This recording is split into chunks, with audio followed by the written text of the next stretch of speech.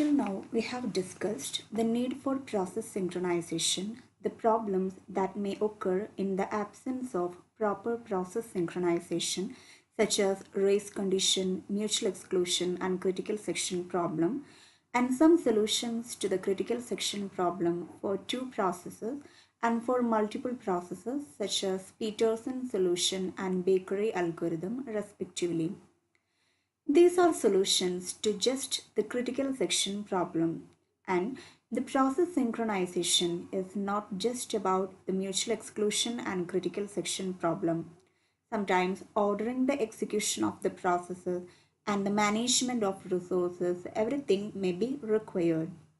The previous solutions we discussed cannot be extended for other synchronization issues, but Semaphore is a synchronization mechanism that can be used not only for critical section problem but also for other synchronization issues.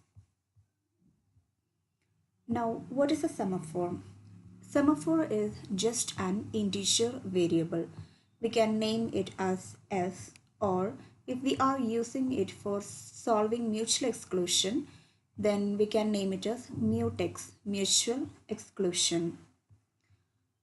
Then there are two functions associated with this semaphore variable. One is weight of S and other is signal of S. Otherwise, we can name it as P of S and V of S, or down of S and up of S. Now, what the user should do is, depending upon the synchronization issue we have to solve, we should initialize the semaphore variable with a particular value. And after initialization, we can access this variable only using these two functions. We cannot access this variable directly. So the value with which this variable is initialized depends upon the synchronization issue we have to resolve. Also, how these functions are to be used, it also depends upon the synchronization problem we have to solve. And these are the classical definitions of the functions. The wait function is a decrement function, and this function waits for something, waits for a resource or waits for a chance to enter the critical section based on the value of the semaphore variable. That is, if the value of the semaphore variable is not greater than 0, then the process will wait in the while loop. Otherwise, it will decrement the value and can do the task, either accessing the resource or entering the critical section, whatever be.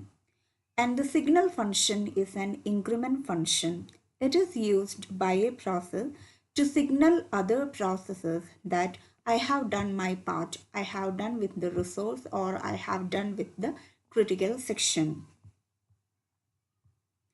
And these two functions are atomic, since both of them are trying to modify the same semaphore variable.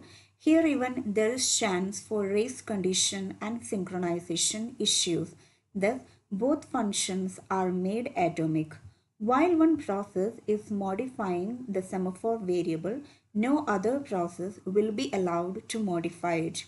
Also, once a process has started the execution of the atomic function on the semaphore variable, in between there won't be any preemption.